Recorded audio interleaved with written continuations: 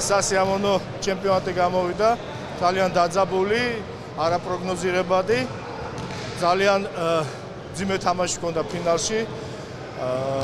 არტილერიას მეორე არტილერიის ბრიგადა ძალიან მაგარი გუნდი ყავდა.